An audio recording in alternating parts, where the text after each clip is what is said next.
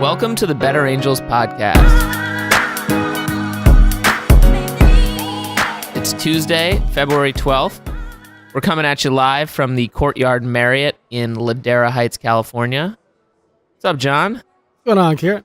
I'm good, man. We got some guests today, huh? Yes, we do. A couple of the most fabulous people that you and I know. Let's start off first with, ladies first, Ione Butler. Ione, how you doing today? I'm very well, thanks. Thanks for having me. So good to see you again. See you again. Always a pleasure. Absolutely. Now, people who follow Better Angels and follow our social media feeds may occasionally see us sharing content from an amazing platform called Uplifting Content.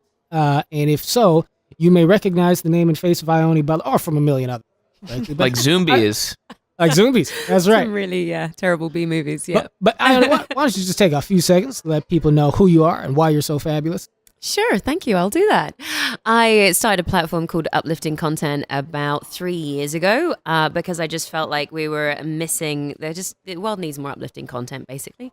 And I've dealt with depression on and off throughout my life. And whenever I was in these lows, I just hated it because it's just not a good place to be. And I would always strive to find stuff that would just make me feel good, that I could just watch to feel hopeful and inspired and uplifted.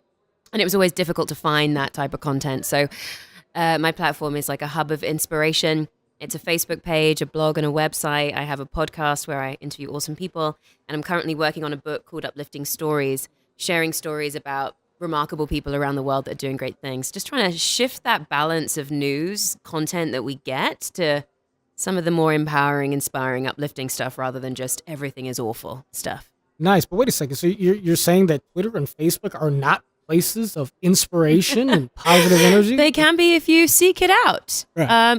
It's very interesting. It's just it's all about, where you look. And so I'm not about just kittens and rainbows and fluffy stuff that's like, I think that it's important to talk about things that matter and that are important and could be seen as negative. But within that, there's always powerful, inspiring stories within that. We just don't always get to hear it. And I think a lot of the news can be, this is terrible. All right, good luck, guys. Bye. And there's not, this is terrible. This is what people are doing about it. This is what you can do about it. Here are all the different arguments about it so that you can maybe have a discussion or do something. Like, there's not that. And so that's what I try to bring. Gotcha. Beautiful. But kitten videos can be very uplifting. They can. And I will share them from time to time. We all like good kitten videos. Speaking of, no, that's segue's not going to work. My brother Billy Singhas has been my friend for a good number of years now. How you doing today, Matt? Really good, buddy. How you doing? Absolutely. Billy's a bit of a revolutionary. He's an artistic soul, a person with an interesting background in politics. We don't have time for the epic odyssey of Billy Singhas. There's an amazing story that this audience will get to hear from Billy at some point about his larger political background. But Billy, can you give us a short rundown of who you are and, what you bring to the table philosophically, experientially, and otherwise? Yeah, sure. I'll try. So my name is Billy. I'm a street artist. And I try to make art that, like Ione, not only kind of shines a light on certain issues, but also provides people with the tools and a bit of education on how we can move forward from recognizing, anything that maybe we're not happy with as a society.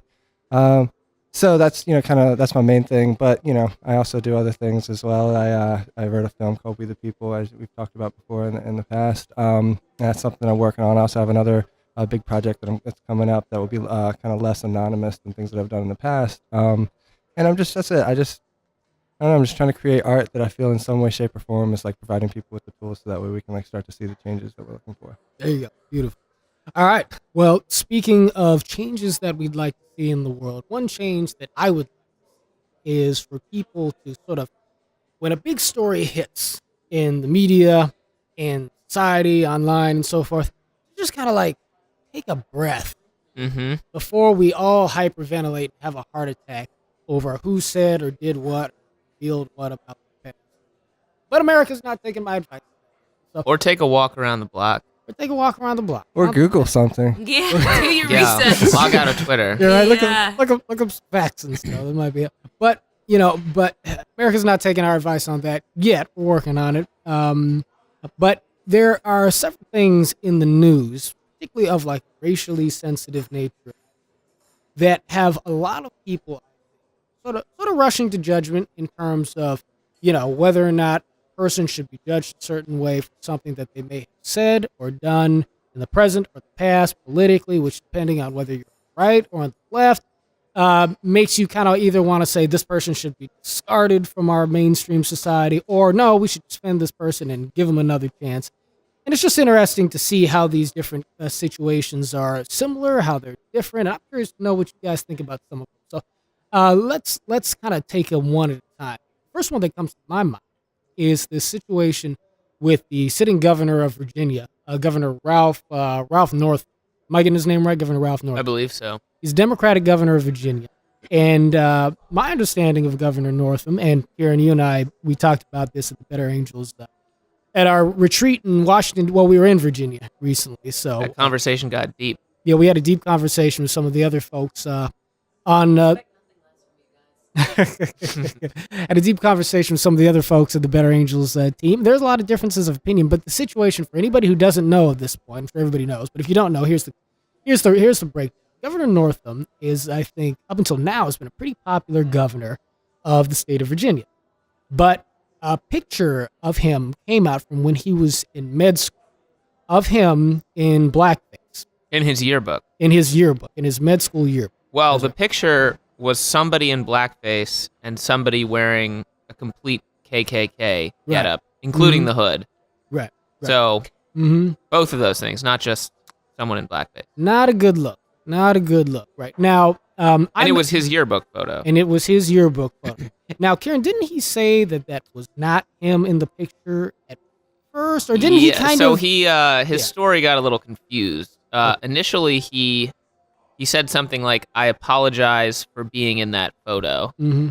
And then the next day he said, actually, I'm not in the photo. But I did wear blackface one time when I dressed up like Michael Jackson. And he held this sort of bizarre, in my opinion, press conference in which he apologized, but, also tried to... I mean, he changed his story, which I think was a big part of why people were not really favorably disposed to his reaction. But then after changing his story, he then apologized. Yeah, he certainly apologized. So he sort of admitted to being in the to that being him in the picture after having kind of walked back his story. Or I don't think he's admitted to being in the photo. But he still apologized. He apologized originally for being in the photo, and then said, upon closer inspection and upon calling some of his former medical school friends, he determined that he, in fact, did not think he was in the photograph. Okay. But clearly, this is the funny thing about, politicians, because it's like you're so carefully calibrating everything you say. If you produce a picture of me, I'm already wear black in general, but if you produced a picture of me in something like that, I'd be able to think like, no, that wasn't me because I never did that. In his case, it's kind of like he's kind of acting as if maybe it was me. No, it wasn't me, but it's like it'd be pretty clear. I'm less concerned about whether, like, obviously it probably was him, and he doesn't quite know how to deal with it because he's like, shall I just deny this? There's that, which is kind of a bit of an integrity issue. That aside, if it was him, for me, racism comes down to intention. And like when I went to drama school, we had some very ridiculous fancy dress parties, and I have a mixed race girlfriend, who was in an all-up KKK outfit with the hood. She had the hood. And what was her intention with that sartorial decision?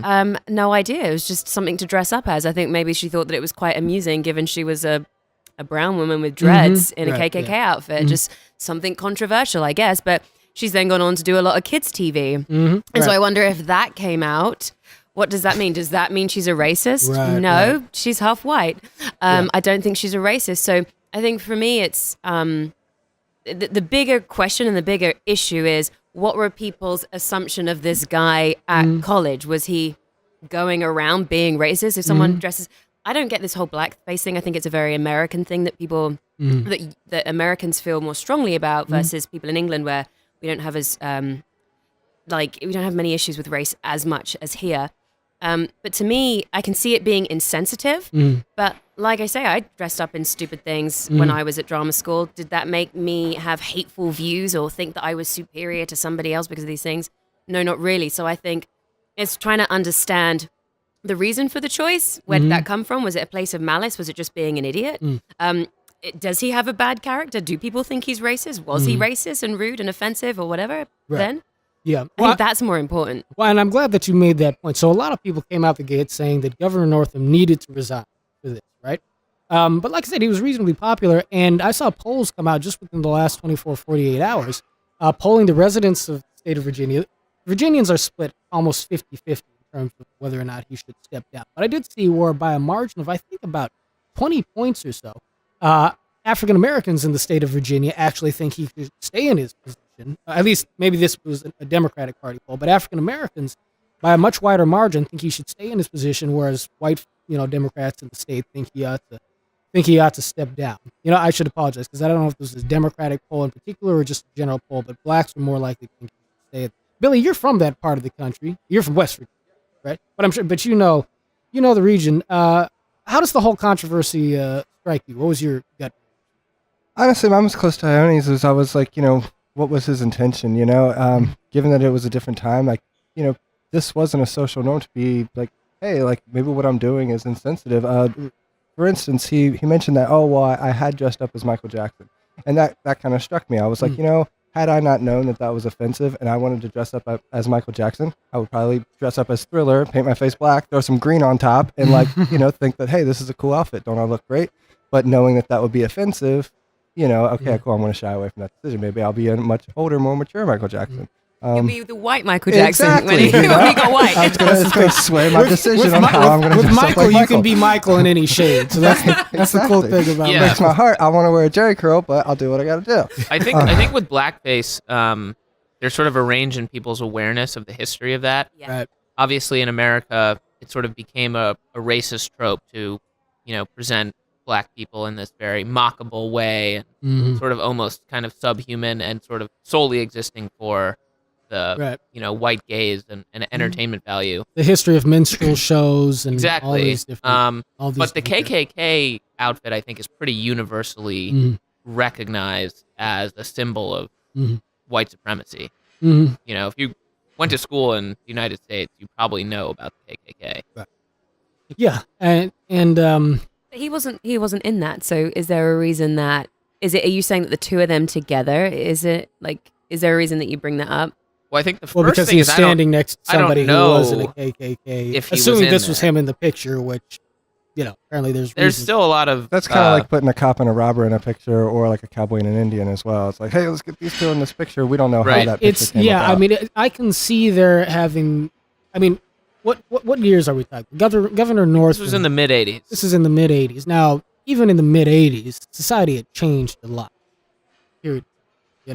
But I mean, this is me seeking to be empathetic. I can imagine a person growing up at a certain time and place where things that are very sensitive to me as an African American or other people in other cultural circumstances are just not necessarily so sensitive to him. It's very possible that he grew up with a certain type of humor in his domestic environment and so forth that allowed him to think that these things were funny. Now, to me, if Billy, if you and I walked into a party tonight and there are dudes running around in KKK outfits, I don't think I'd be super comfortable. It just be real. But on the other hand, I think that it is possible that people can, first of all, sensitivities change over time, norms change over time. And it's totally possible that what was, normal for him back in the 80s, he legitimately recognizes would not be in good taste or respectful now. And so I think the larger question is what does redemption look like? Or is redemption an option for a person like that?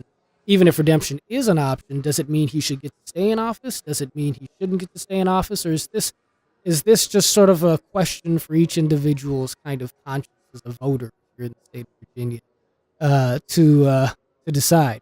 Well, I'll say that I did watch a video of him giving an apology, and I can't say for sure if I can't recollect, but I can't say for sure if he totally admitted that he was in the picture, but he did totally admit that he knows why it's wrong. He went into great detail, and it seemed very genuine, very heartfelt. And so when I saw that, I was like, I believe what he just said. I feel like he knows what he did. Just like now needs to mind his P's and his Q's and just be more conscious of the way that how impactful you can be, with other people as a simple costume, And he was very clear about that. And so I was like, okay, cool.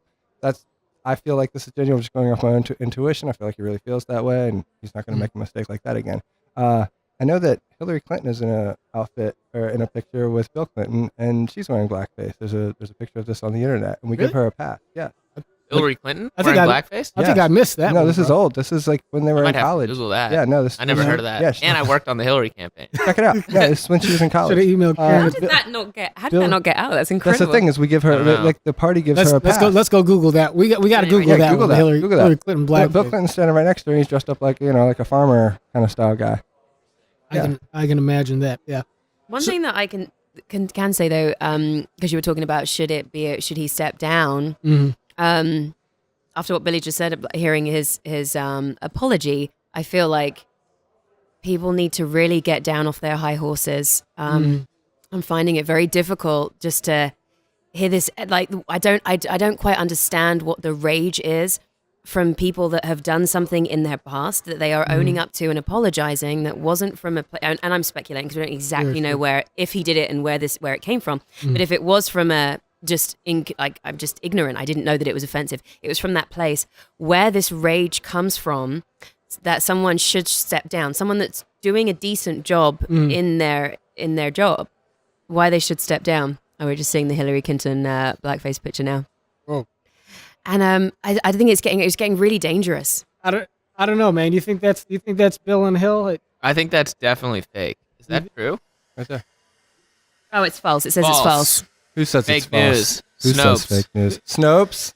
So apparently it's fake. Snopes? Yeah. Soros? Did This they is get you, Billy, definitely or fake. is it just another level down in the rabbit They got hole, you, man? Billy. Is that Soros? Snopes? Well, this is a whole other subject of Snopes and the That's a right good wing one. conspiracy about it's either the right wing George it's either the Soros. right wing conspiracy creating this photo, or it's the left wing conspiracy fooling us into believing that it's fake. So we may have to resolve this in a subsequent. That's certainly a rabbit hole, which I think is worth discussing. Conversation. Just to totally. to close but out Ione the- was making a sharp point though. I mean, it's like, is there no statute of limitations for our social faux pas being things that can ultimately destroy? It's outrageous, and destroy our these reputation. people that are like losing their mind over it. I wonder. So, are they saying that they have never done anything that somebody might find offensive, and therefore they believe that if this is uncovered, that they should have everything taken away from them? Like it's getting to that point where I'm like, where is this fury coming from? Where is this self-righteousness that you should lose your job because you did this thing?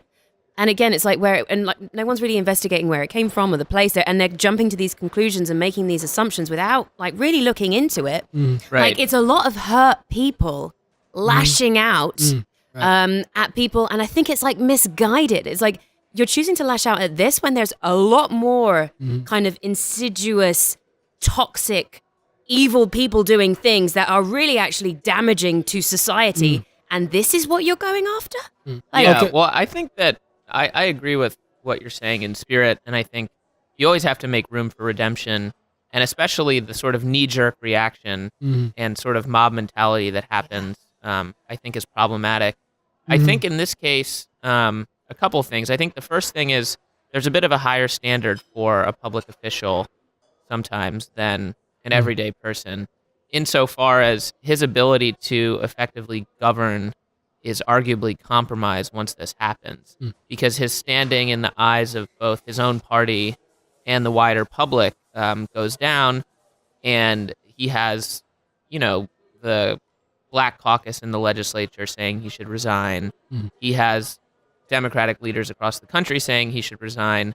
So his ability to effectively represent Virginians and push through his agenda is made much more difficult, because instead of getting to talk about the issues that he wants, for the next 6 months, it's going to be people criticizing him, people asking about them. So you can argue about whether that's unfair, but there's also sort of this politically practical angle of if you are really putting, which as you should as a leader, you should put the interests of the public above your own personal interest.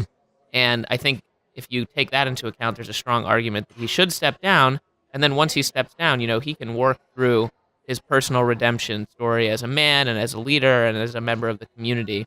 The last thing I would make point I'd make on this, which I think is important, is that originally when this happened, people were so quick to call on him to resign because they wanted the lieutenant governor. I believe his name is Justin Fairfax. Yeah. He's a young, charismatic African-American. A lot of Democrats were like, all right, Northam, you got to go. Let's elevate this young, promising leader. And then 2 days later, these sexual assault allegations started coming out against him. Mm-hmm. And then it turned out that the third guy in line to take over the the Attorney governor General of the state also of Virginia wore blackface back in the day. But the fourth guy in line is a Republican. Okay, So a lot of now you have Democrats being like, whoa, whoa, whoa, whoa, whoa. You see So how it it's works? just interesting. It also just reflects. See what's really going on? Right. These are emotional trends that are just pushed by the media in order to keep people distracted from doing the things that Ione's talking about. Well, yeah, Right, It is just and interesting. Your point, Ciaran. I just think that it's so because you were saying his job should be about what's best for the people, and I think that if he is a good governor, is that what his role is? Is he a governor? Yeah. If he's a good governor, is doing a good job, then that is what's best. Just because I put blackface on 30 years ago, that doesn't negate. And I think what we're doing is we're pandering to this type of behavior, which says, I'm gonna find a picture from your past, and now we have to disrupt the whole system. No, let's change the system. Let's change the media. So this nonsense is not what we're talking about and giving energy to. And then we're shining a light on the things that actually are the problem. I don't think we should keep making it so easy for this pathetic game of politics where it's like, oh, I dug up this, no, let's talk about the actual issues. Right. Yeah, because the more you reward that, I guess the more of it you'll get. Ciaran, I think your point, though, is a good one about the practical issues of governance and so forth. But I also think that that's also a question for the people of the state of Virginia, right? And if I people agree. of the state of Virginia think he should stay or what have you, then, it's more important what they think than what I think sitting here in Los Angeles. But there's another story that's been hot in the news, which in some respects is kind of similar to this. Maybe in the core respect, similar to this, but that's also a little bit deeper and a little bit maybe more challenging too. That's the issue with Liam Neeson. So Liam Neeson, full disclosure, big Liam Neeson fan. So, incredible actor. Also, What's your favorite Neeson flick? well, God, that's a good question. Honestly, I love his action movies, Taken and stuff like that. Schindler's List, incredibly powerful film. I also liked his portrayal of Michael Collins, the Irish Revolutionary. His historical biopic. I think that's a super underrated. But Liam Neeson has a new movie that's it's coming out. It's out now, and it's bombing in theaters as we speak, I think. I forget the name of it. Movie has to do with, the theme of the movie is about revenge. Neeson's other movies dealt with that topic too. And Neeson was doing a press jump promoting this film, where a journalist asked him, sort of like, as an actor, how do you tap in to this, this feeling, this emotion of revenge? And Ione, Billy, you guys are actors. I don't know if you guys have revenge stories that you can tell, power your dramatic energy and action role.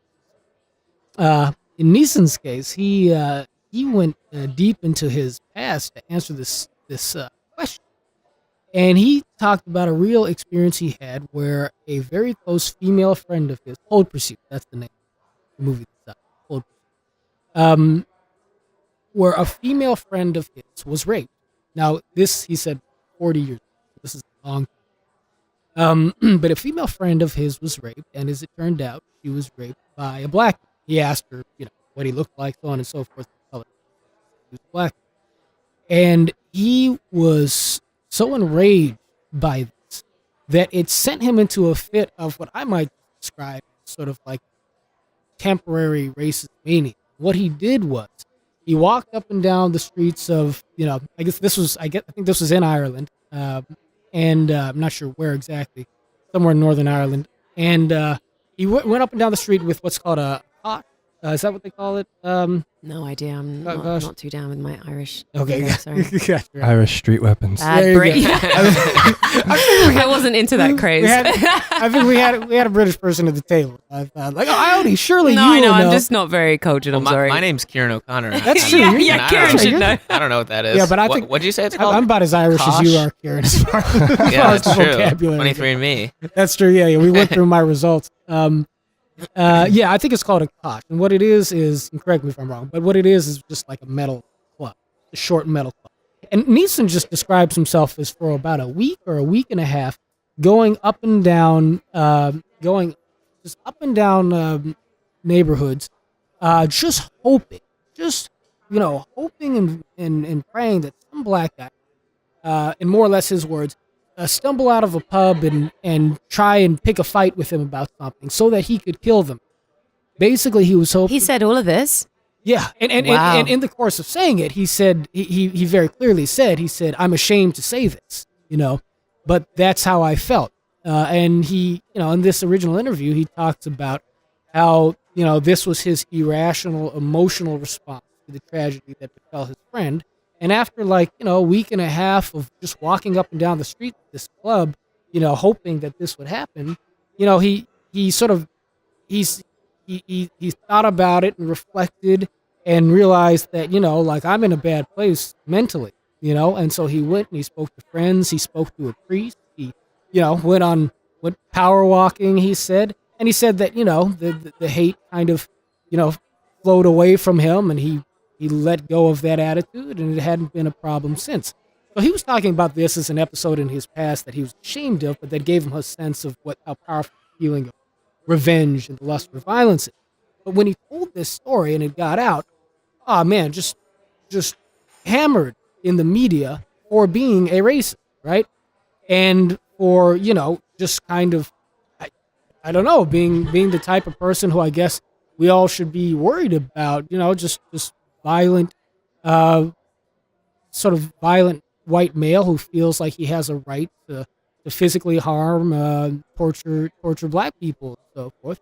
And what an added wrinkle to this is that he was defended by Terry Crews, at least for initially, and Michelle Rodriguez. There are a few actors and actresses in Hollywood who said that, what he's saying is absolutely terrible, but he's not necessarily he's not a racist now. He's apologized about it, and they were criticized for coming to his defense, so much so that they've kind of a little bit walked back to defense. So anyway, that's the situation with.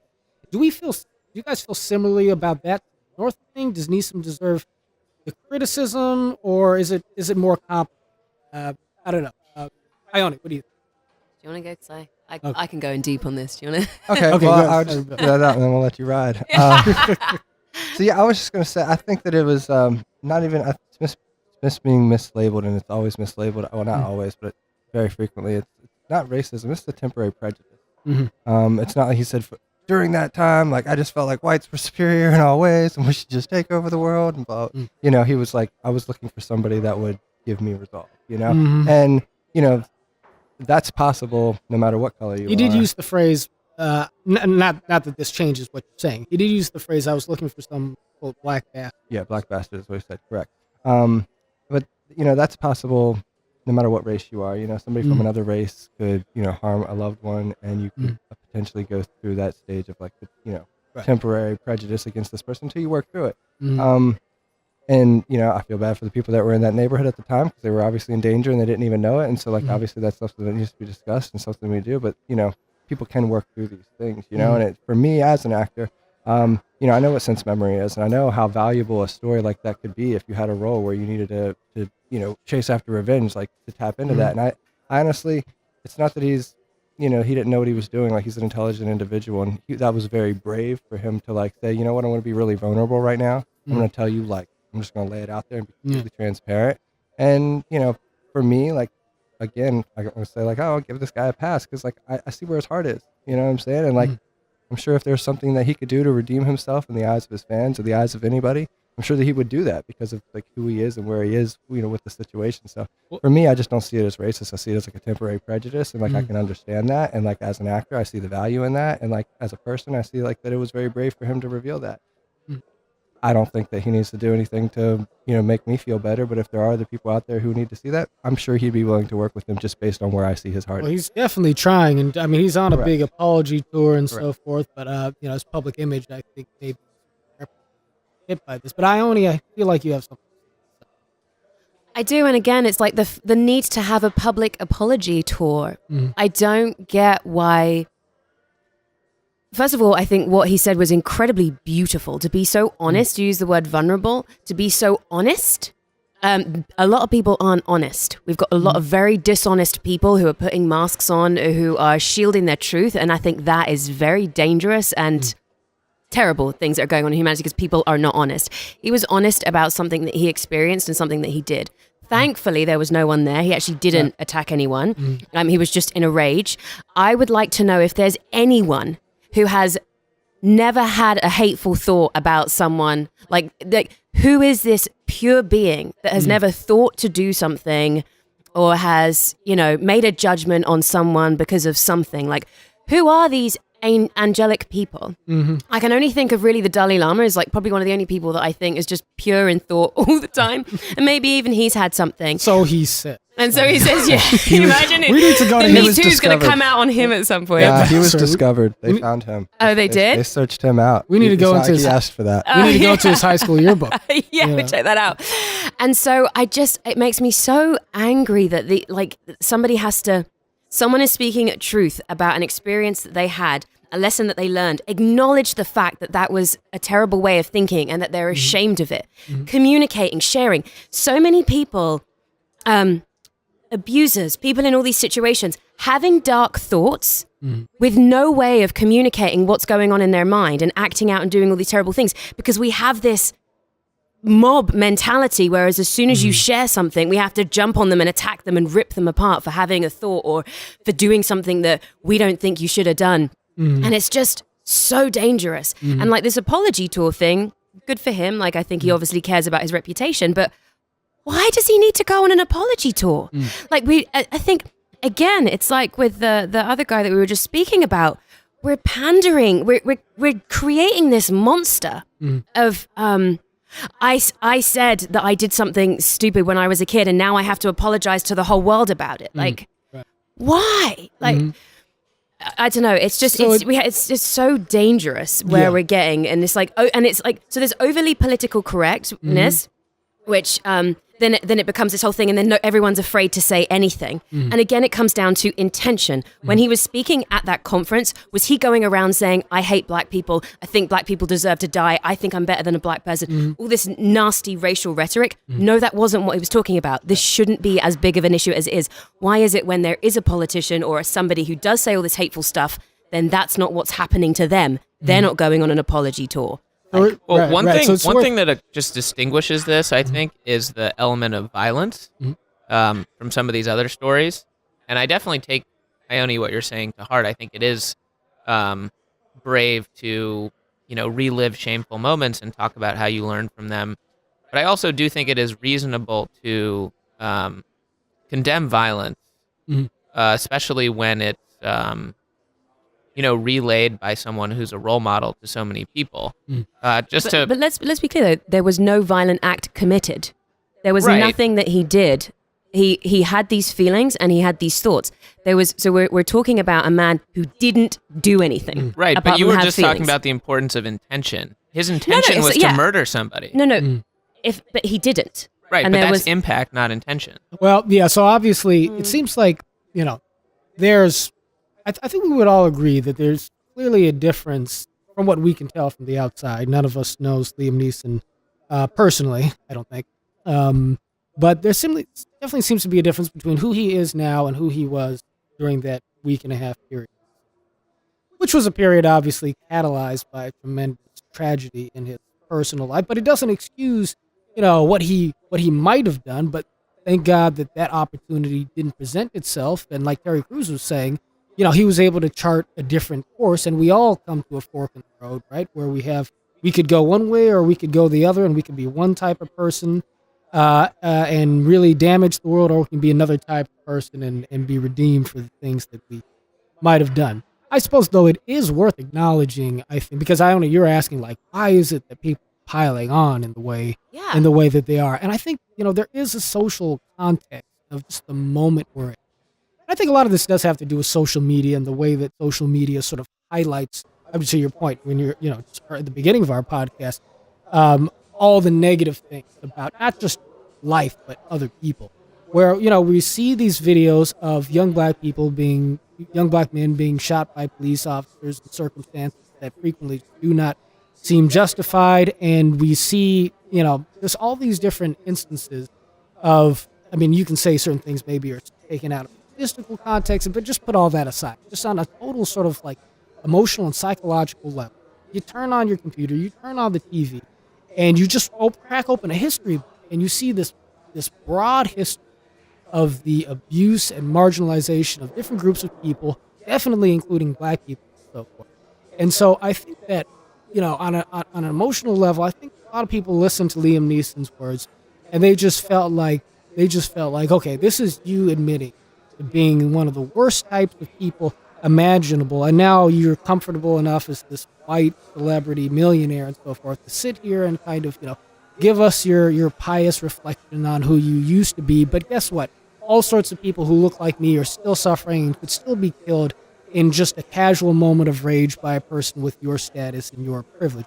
Now, I'm not that emotionally, that is not how I feel, but I do think that accounts for the explosiveness of people's reactions. I think that is how many people, and that's, and so the question for us, I think, is how do we create a bridge of communication or dialogue between people who feel that way and people who feel, as I think maybe we feel here at this table, which is that obviously where he was at mentally was just abhorrent, but, there does need to be a path for redemption, and particularly for a person who's confessing what he felt in a very, in a spirit of repentance. That's what he's doing. So, it's a tough question, but I think it's something that we're committed to. Any thoughts on that, Billy?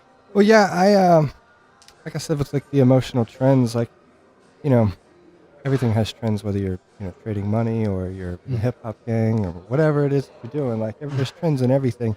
And like with the media, like we have these emotional trends that they're capitalizing, and it gives people a rush. You get addicted to certain things, to your Instagram, to your whatever, and it provides certain validation. And when people get on this rhythm of like, what's the next emotional trend that I'm on? When something hits, it's like, ooh, there's my fix. It's like, boom, this is what I'm talking about. Like this again, that same thing we were talking about last week or the week before, whatever.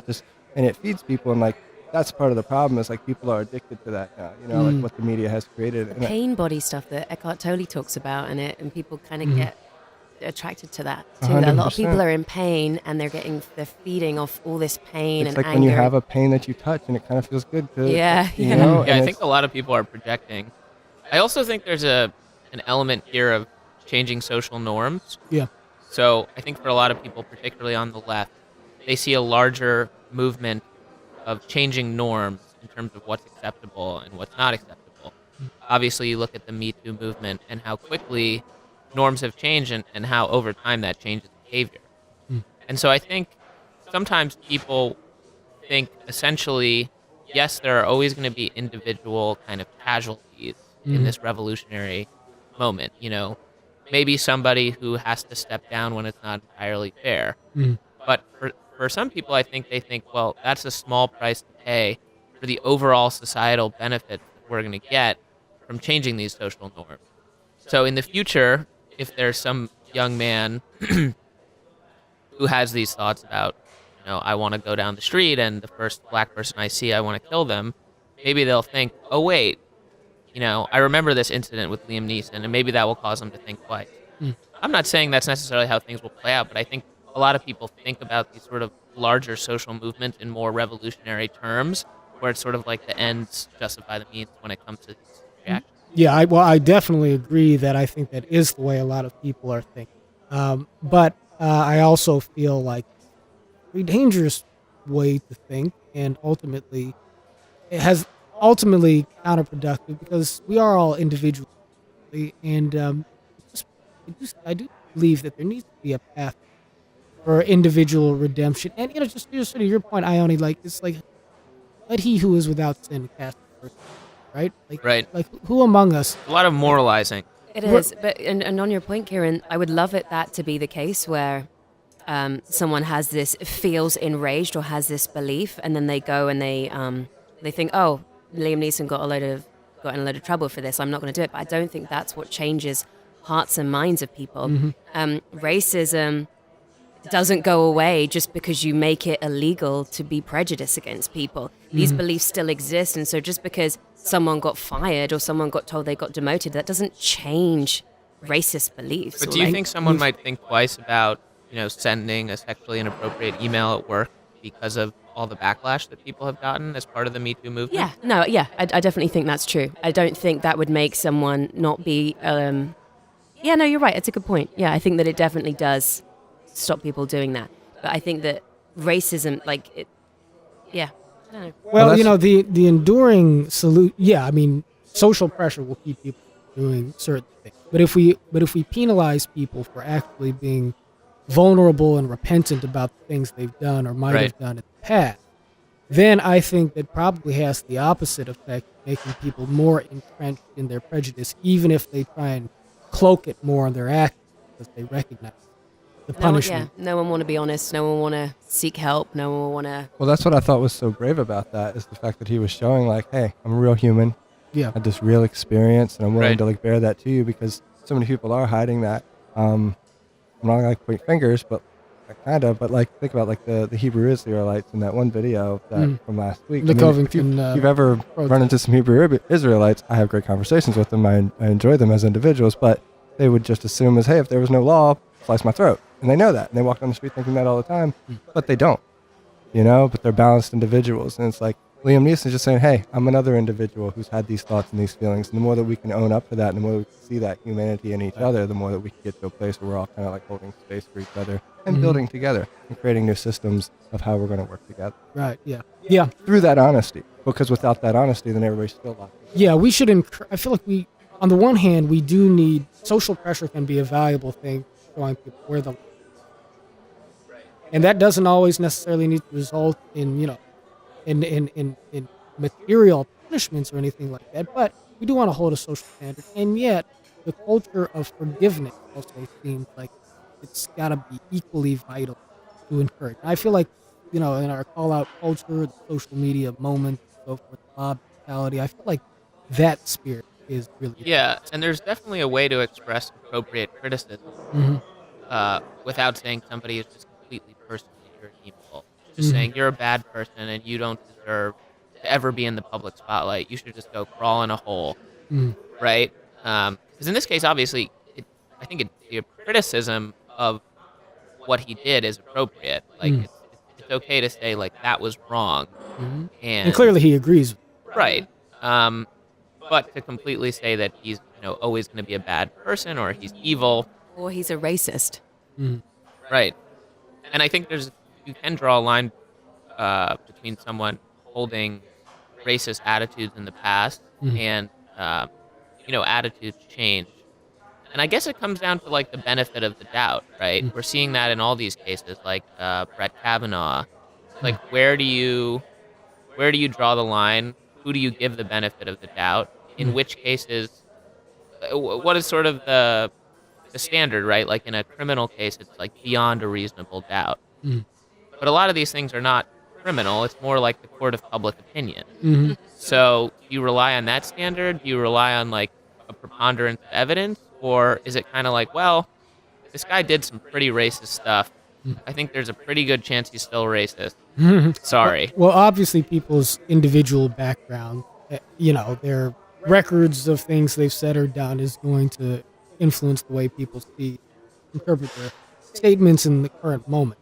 So, and that holds true for political figures like Ilhan Omar or Steve King. So there's a couple of interesting episodes that have occurred in America recently. You guys might be familiar with Congresswoman Ilhan Omar. Am I pronouncing her name correctly, Ciaran? I'm not sure. I think I probably should have worked that out before I jumped on I the appreciate that you turned to me for this kind of stuff. Kieran's better at keeping up with the headlines than I am. I'm very usually. mnemonically on point because people always call me Ciaran Right. or Ciaran. Yeah. The Italians call me Ciaran. I had somebody asked me the other It's day. a Ciaran. Somebody asked me the other day. They said, "How's your friend Karen doing?" I was like, "Who?" Yeah, no, people always think I'm a girl too when they see my name. I get called Lone a lot because they don't know what a capital I and a capital Lone. L looks Oh, like. right. They Yeah. think that a capital I is an L. That's right. Kieran's middle name is Justice. Kieran, if you ever wanted to go by Justice, Yes, sir. people would mistake you for a superhero. I think that wouldn't be such a Or bad. if I became a judge. There you go. People get my name wrong all the time. If you can believe it. My name is John Wood, John Wood Jr. I go by. People call me Wood, just over and over and over again. I've been introduced to like whole university audience as John Woods, and I'm like, oh goodness, man, you're reading it on paper. But How is that even possible? It's just so strange. I guess Woods may be a more common name than Wood. I in the only United know States. Wood. I don't know any Woods. Right. Yeah. Well, it may be that more people out here know Woods as opposed to Wood, but they just And switch our it. brains like to just jump to conclusions and fill in the blanks because we don't always process all the information in front of us. So they're just You'd think having a simple name I could duck under the problem, but apparently not. But we've had a couple interesting and possibly somewhat overlapping incidents with racially insensitive or demonizing comments, or at least perceived to be so, on the counts of two congresspeople. One Democratic Congresswoman Ilhan Omar, who sent a couple of tweets that have been interpreted as anti-Semitic, and then of course Congressman Steve King, who was I think being made. Is he being made to step down, or I guess he's stepping down from his committee assignments? But he's a very prominent Republican congressman. Right. He made some comments to the New York Times that seemed to be defending the ideology of white supremacy. I think he said he didn't see what the problem with Didn't white see- supremacy or white nationalism. Well, right. I sort of remember. Really? I sort of remember the quote. Right. So I also but don't let's- think he apologized. No. Although what he did That's do why was he's stepping what he down. did do was deny that he was racist and so Yes. forth. And what he said was that his comment was taken out of context. Right? But here's the break. So we'll hit one and then the other. So Ilhan Omar. I would like to know what the context was. Or like, no. You Well, went we'll there. get to that. We'll get to that. But Ilhan, What I The said times will was- get you. the times will get you. That's right. Ilhan Omar sent. I think she may have sent 2 tweets. I'm kind of a little bit fuzzy on the sequence of tweets here, but she was criticizing the nation of Israel, and she was criticizing the pro-Israeli lobby AIPAC, right? And I think that she was retweeting somebody else who was criticizing AIPAC or asking why it is that American politics are so sort of locked up support of Israel in spite of their human rights abuses, in this person's opinion. And Omar retweeted it with a tweet saying, All about the Benjamins, baby. right, it's all about the Benjamins, baby. And I listened to Ben Shapiro talking. And Ben Shapiro I bet he did not like that. he did not like that. No, many people did not. People didn't just look at her as having been making a critique of money and politics. They looked at that as a straight up anti-Semitic trope. Now, it's definitely true that there is a long history of people stereotyping and demonizing Jews on the basis of their corrupting other people through the use of wealth, through the use of money. Ilhan Omar also, and I guess for further context, it's worth pointing out that Congresswoman Omar is the first Muslim female to serve in the United States Congress. She's a Somali immigrant. Her story is very inspiring. She's one of two One of two. Oh, that's among right. the incoming freshman That's right. class. The other one is Rashida Tlaib. Correct. That's right. But Omar is, and she's also an immigrant from Somalia. So her story is really inspiring in those ways. But she said she had a previous tweet from I think some years ago, where she said something along the lines of Israel has mesmerized the world with its crimes against Palestine, or something along those lines, and may Allah show the world the truth, or something like that. And so I was less familiar with this trope, or the idea that this is the trope. Apparently the term mesmerized is something that has anti-Jewish connotations historically, because apparently in anti-Jewish propaganda, going back in different places, probably in Nazi Germany to be certain, but elsewhere as well, I guess, the idea that Jews hypnotize people into doing their bidding and so forth is that's a thing. Now, Ben Shapiro and others gave this just the most kind of critical interpretation, basically saying this woman is anti-Semite. She's always been an anti-Semite. That's the whole reason she's in Congress in part is to try and subvert not just Israel but the Jewish people, and you've got all these people shamefully covering up for her. Now, I can also remember Ben Shapiro, and I'm just using him as an example here, but I can also remember the current governor of Florida, Ron DeSantis, ran against a guy named Andrew Gillum, who was a very promising African-American candidate for governor of the state of Florida at the last election cycle. And Ron DeSantis said something to an audience during that campaign along the lines of, we need to not monkey this up by electing a socialist, right, in the state of Virginia. We need to not monkey up our state. And I remember at the time Ben Shapiro saying, look, I know Ron DeSantis, I know his history and so forth. He's not a racist. This is a term that he could have said about anybody, but as an African American, I know that term monkey has got a charged racial overtone to it historically.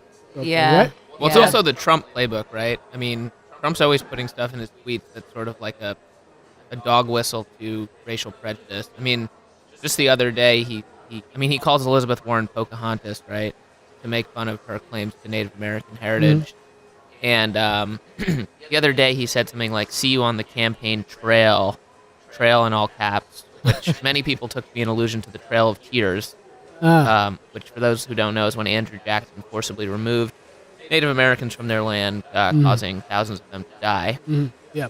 And DeSantis obviously is a big supporter of Trump, so it's another piece of context. Right. So here's the difficult thing. So for me, kind of trying to look at everything from the outside as much as possible, kind of, get above my own biases, whatever they may be. I can see how, and I haven't even gotten to Steve King yet, but I can see how people, depending on their own particular experience, are going to be more or less charitable interpretation of what it is that certain people say. And so actually maybe the DeSantis thing is more an apple with Ilhan Omar example. So I'll mention what Steve King did, but what do you guys think of these situations? The Ilhan Omar situation, the Ron DeSantis situation, like is people need to be more careful with what they're saying. Yeah. I think it's this is one time where I think that it's like just randomly tweeting whatever is not okay. Like it has repercussions. Again, it's like looking at their understanding. From my understanding with this woman, she has owned up to like, yes, what I said. She's owning up to not really understanding the extent and the impact of what she said, and she's learning about it and being educated on it and whatever, shifting her opinion. But you just have to be careful. But then it's such a fine line. Like you could say one word and it gets blown up out of proportion. And it's interesting because we're talking about this context. I was just trying to read up on what the King guy said. And interestingly, like just to read what the quote was in the New York Times. To hear, well, it's kind of stupid, but it's not. It doesn't sound as bad as kind of when we just said it. He said, white nationalist, white supremacist, Western civilization. How did that language become offensive? Right. He's not saying what's wrong with white nationalists and white supremacists and white power. He's not. How did that language become offensive? So again, I didn't read the whole article, but it's really us taking the time to go in and looking into what's being said before jumping to conclusions and getting on our high horses about things. Right. Now, people who criticize Ilhan Omar will say, not only did she tweet this thing recently, but she's got a history of statements that, would seem to corroborate their notion that, right. And people looking at Steve King critically will say the exact same thing about him. So Steve King is a person who's very adamant about a strict immigration policy, one that would include, I think, forced deportations. Ciaran, if I'm wrong about this, or if you know me to be wrong about this, feel free to correct me. But I think that Steve King voice support for a policy of removal. At the very least, he's definitely very adamant about about restricting undocumented immigration, which tends to fall along ethnic lines, those undocumented immigrants that are from Latin America, and people perceive him as being prejudiced way. And I think he said other things that I may not be immediately aware of that have been taken as being He said a lot of very controversial things in this area. I think he had one quote sort of describing Mexican immigrant in a way that suggested a stereotype of drug dealing. Sort of similar to, when Trump said, they're not bringing their best, they're bringing drugs, they're rapists. Right. Sort of something in that line. Yeah. And, it is a difficult thing because I am not super, I wouldn't profess to have a thorough knowledge of either of these individuals. Again, I don't know them personally. I cannot criticize somebody for saying, well, look, I've looked at this person's longer history and I've come to a judgment of who they are because, people's histories are relevant. Their statements and their previous actions are relevant. But on the other hand, if you have to choose general between giving somebody the benefit of the doubt as much as is reasonably possible and not doing so simply as a reaction to what it is they've said in the moment, my instinct is to try and give people the benefit of the doubt, even if the person I'm giving the benefit of the doubt of may be guilty of some prejudice, because I am uncomfortable with the norm that we always jump to a conclusion or jump to a judgment about what was in a person's heart. Billy, what do you think? Well, I actually have some interesting thoughts. For me, it's a very messy subject when you start speaking of people of the Jewish faith, because there are cultural Jews. There are Jews who claim that they are Jew just as a culture, but Sure. do not practice the religion. Right. And then there are people who practice a religion, and they are Jews. And a lot of times when people are trying to identify, these highest levels of our financial systems, the highest levels of our media corporations, and they're talking about these individuals who are Jewish, then it sounds like, oh, you're saying something against this faith. When really they're trying to, in some way, shape, or form, identify these individuals who are corrupt and somehow ruling the world right before our eyes. And so it's really there's this, we almost need a new language to discuss people of the Jewish religion or of the Jewish faith or who claim to be Jewish but are doing these things, because the second that you say, oh, and they happen to be Jewish, or point at this group who is Jewish, then it's like, oh, well, you're an anti-Semite and we should just totally wipe you out, and then the conversation's over.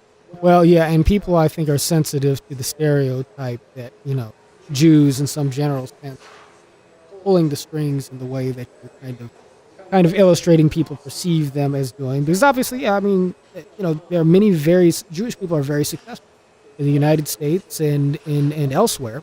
But people, there's definitely a phenomenon of people sort of equating Jewish people as a group with that group of people who we perceive to be kind of manipulating the world and so forth. And so I understand Ben Shapiro's sensitivity to that. I would hope that a person like Ben Shapiro could understand the sensitivity of people who would hear language that DeSantis used as being something that would harken back to a fraught racial history, as Right. being something that is, whether he meant it that way or not, something that pricks at the personal experiences that people have had. And I think that maybe the larger answer is just whatever our personal opinions, like individuals are, there needs to be more empathy with how it is other people perceive on the basis of their experience.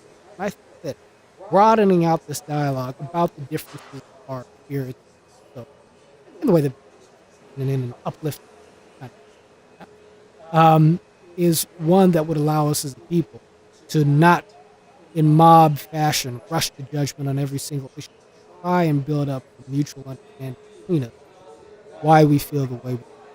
But I think that's well said, John. Yes, sir. Yes, sir. The extension of I charity agree. to those you disagree with, not just those who are within your tribe. Yeah. And even just me getting so offended by the mob mentality and just kind of understanding where that comes from, having you some gotta compassion for that behavior. It's all very, I don't know, sometimes we can not even see our own biases. Right. Yeah. And just one last point on Congresswoman Omar and Steve King, I think it's also important how people react to criticism. So I think in her case, she apologized unequivocally. She said, "I unequivocally apologized," whereas I don't think Steve King apologized at all. So I think it's important to take that stuff into account too when you're sort of evaluating intent and impact and all the things we've discussed today. Yep, it's all relevant. People criticizing her would say, "Well, she did that after massive pressure." Of course, he got massive pressure, and he's had to stand down. These conversations keep going and going and going. But I think that empathy across the divide is definitely what we need. And with that, I guess we gotta wrap up. Any last comments for us, Billy? No, thank you for having me. Love you guys, Billy, Ione. I hope that you come back and spend some more time with us. And I guess we're out of here, Ciaran. Until next week. Until next time. Peace. Peace. Peace. All right.